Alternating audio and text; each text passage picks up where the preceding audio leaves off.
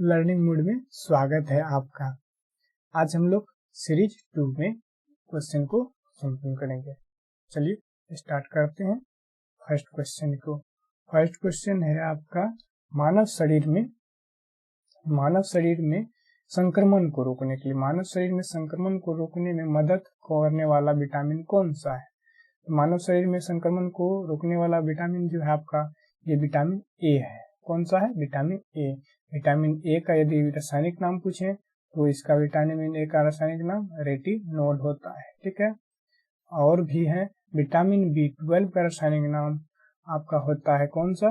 Cyanocobalamin. कौन सा होता है? साइनोकोबालामिन। याद रखिएगा इन सब पॉइंट को। आप प्राय क्या करते हैं, सब कोई रथ पर एक ट्रॉफी इस तरह से रट के रहते हैं। रथ पर तो साइलेंट रहता है, एक ट्रॉफी इस तरह से आप रटेंगे तो आपको कभी संभव नहीं होगा। देखिए एक्चुअल में आप तो ये रट लिए, लेकिन आजकल क्या ट्रेंड है, जैसे B2 B3 इस तरह से B4 ये इस तरह से इसमें जो होते हैं इसके रासायनिक नाम पूछ लेते हैं, जो कंफ्यूजन होते हैं। ठीक है, विटामिन डी का रासायनिक होता है कैल्सीफेरॉल। क्या होता है? कैल्सीफेरॉल। याद रखिएगा, कैल्सीफेरॉल। अगला जो क्वेश्चन है विटामिन B2 का भी रासायनिक नाम देख लेते हैं। ये क्या होता है? राइबोफ्लेविन होता है इसका, राइबोफ्लेविन इसका रासायनिक नाम होता है। अगले क्वेश्चन की ओर बढ़ते हैं। नेक्स्ट क्वेश्चन है, वेनगंगा तथा पेनगंगा, ये दो नदियां हैं जो किसकी सहायक नदी है? ये आपका गोदावरी की सहायक नदी है। गोदावरी की यदि उद्गम स्थल की बात किया जाए तो ये त्र्यंबकेश्वर से है। त्र्यंबकेश्वर की चोटी से इसका उद्गम स्थल है। और ये जो है कि प्रायद्वीप भारत में जो है कि कहाँ से, महाराष्ट्र से निकलते हुए ये आपका उड़ीसा, आंध्र प्रदेश, तेलंगाना, छत्तीसगढ़ और आपका जो है कि महाराष्ट्र में इस तरह से बहती है। ठीक है, यदि कृष्णा नदी की बात करें जाए तो ये भी आपका महाबलेश्वर की चोटी से इसका उद्गम स्थल है। कहाँ है? महाबलेश्वर की चोटी है इसका उद्गम स्थल। ठीक है, ये कृष्णा नदी इस तरह से बहती है।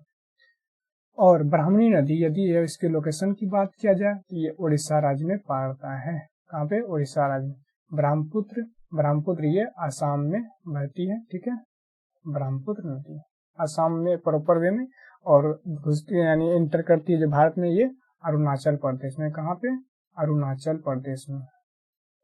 ठीक है, और यदि हम बात करें सीरीज की, यानी अगर घटते क्रम में यहाँ पे हम लिख रहे हैं घटते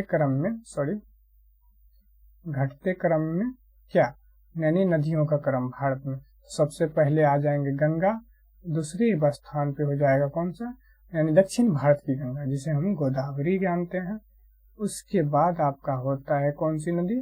ब्रह्मपुत्र नदी। ठीक है, ब्रह्मपुत्र नदी। उसके बाद आपका आ जाता है कृष्णा। ठीक है, तो ये आपके हो जाएंगे टॉप 4 रिवर, जो लॉन्गेस्ट रिवर है भारत में। चलिए अगले क्वेश्चन की ओर जाते हैं।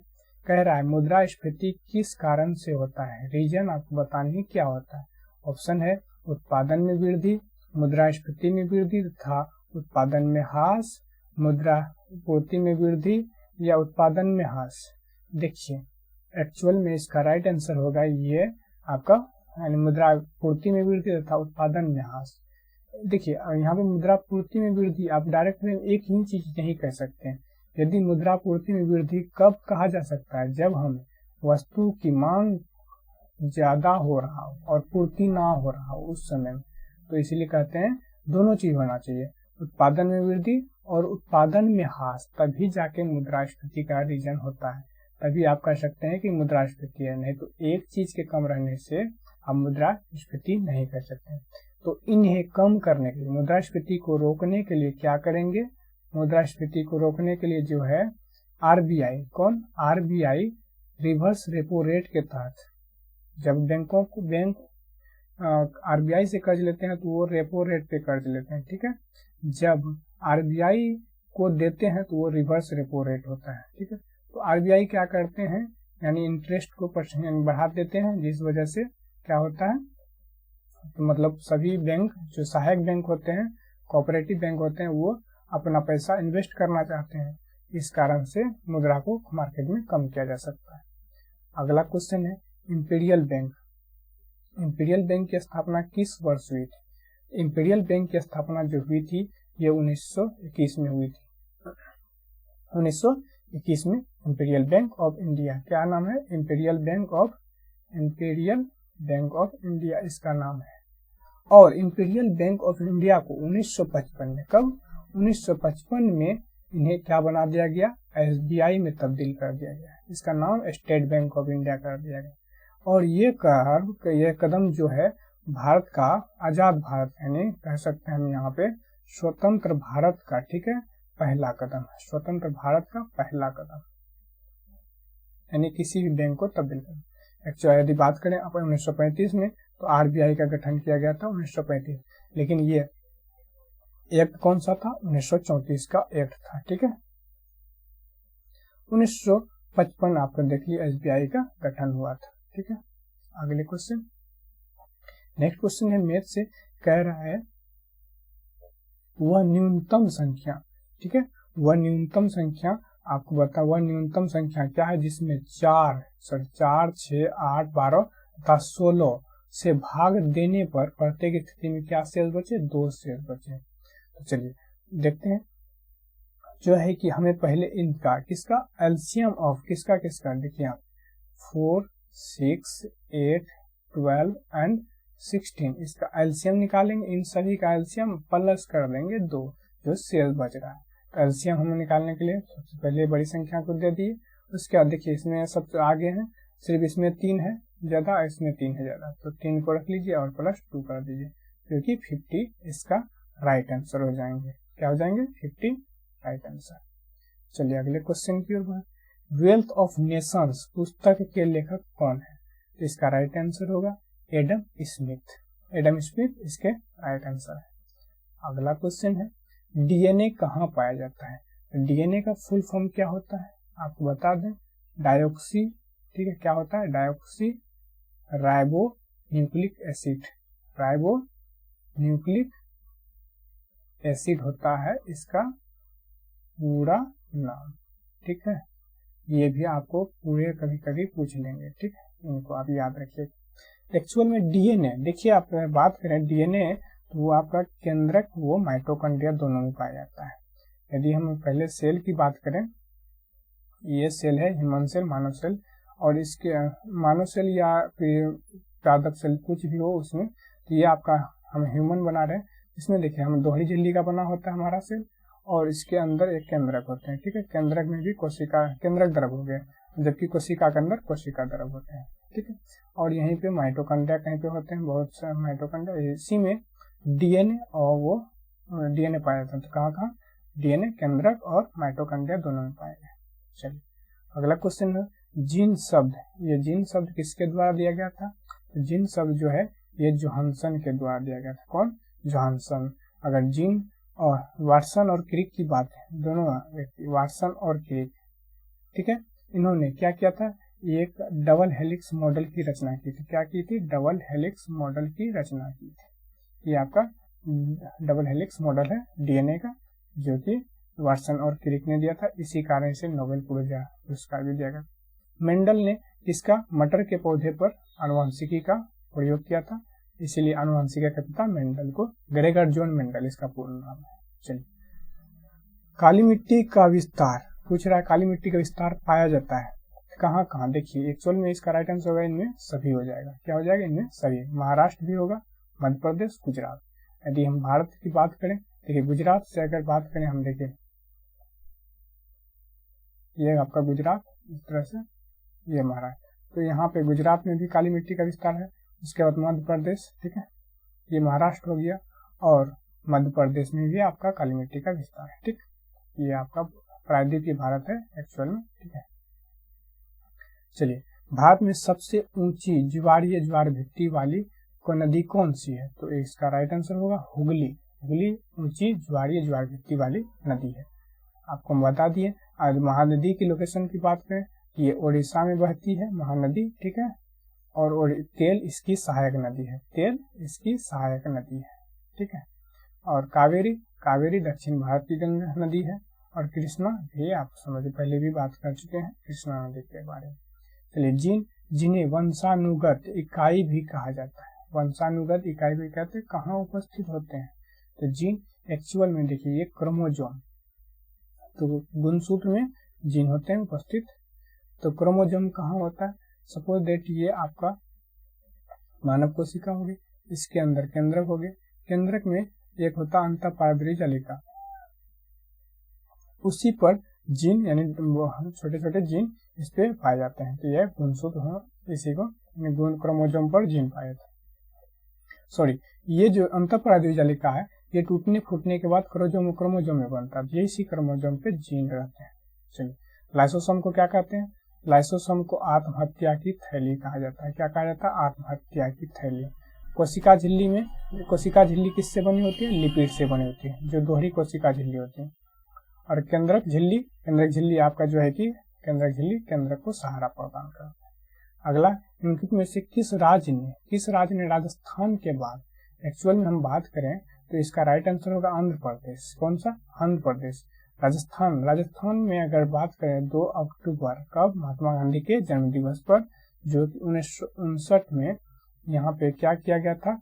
यहाँ पे नागौर एक डिस्ट्रिक्ट है जहाँ पे पंचायती व्यवस्था लागू की गई थी। इसके बाद जो है, लेकिन ये पहली मरतब जो है पंचायती व्यवस्था यहाँ लागू हुई। लेकिन अब जो पूछते हैं दूसरी पूछते हैं, जो कि कहाँ पे, ये डेट है 13 अक्टूबर, सेम डेट होगा 1959 होगा 13 अक्टूबर, जो कि आंध्र प्रदेश में लागू हुआ था। कहाँ पे? आंध्र प्रदेश। और इस समिति का याद रखिएगा, बलवंत राय मेहता समिति। अगली है CU की, क्या पूछ रहे हैं? CU की नामक यात्रा विवरण निम्नलिखित में किससे संबंधित है? ये हेनसांग से संबंधित है।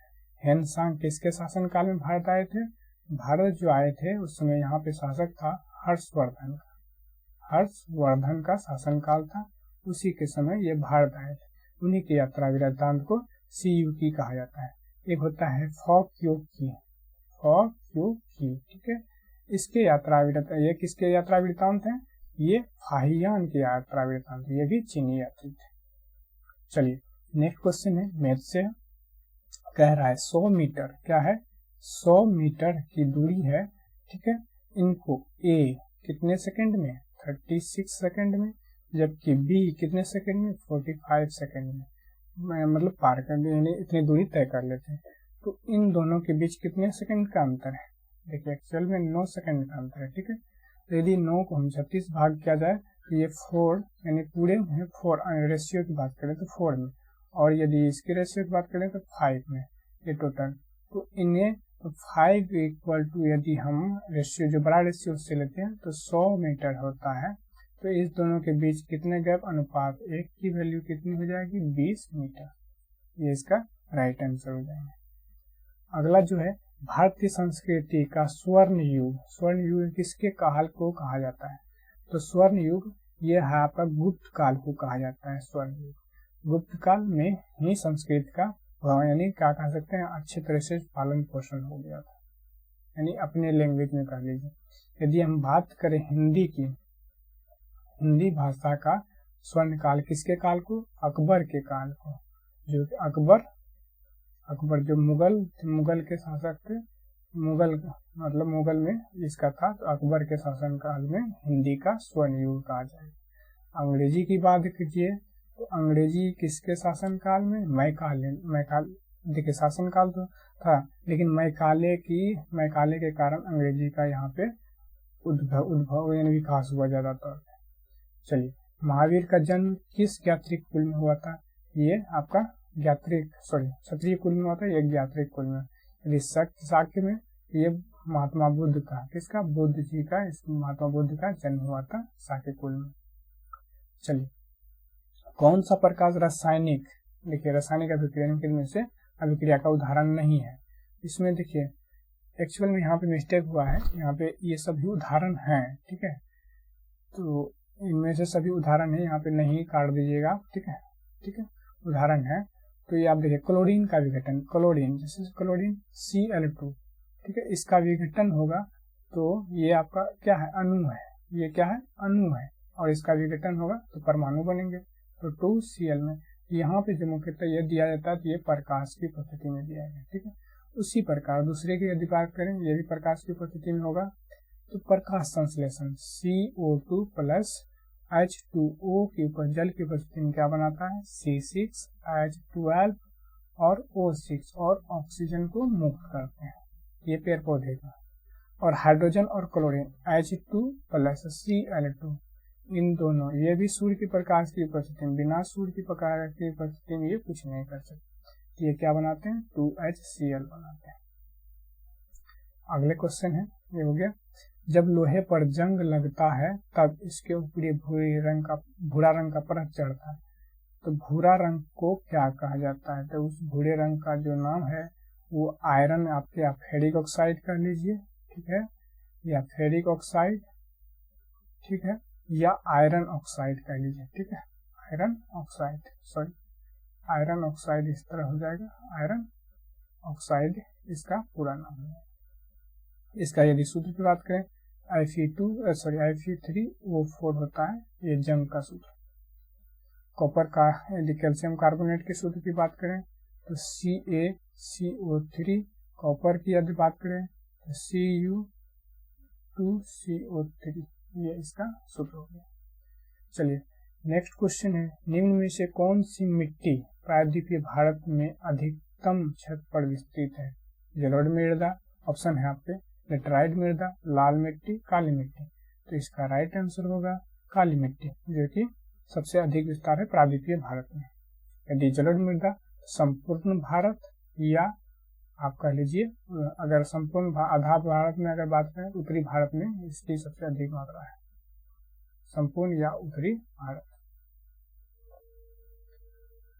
चलिए नेक्स्ट आगे, यदि आपको वीडियो पसंद पड़ा है तो लाइक, कमेंट और शेयर अवश्य करें। यदि आप अब तक चैनल को सब्सक्राइब नहीं किए तो चैनल को सब्सक्राइब कर लें और सूचना पाने के लिए बेल आइकन को भी दबाएं। जय हिंद, वंदे मातरम, भारत माता की जय।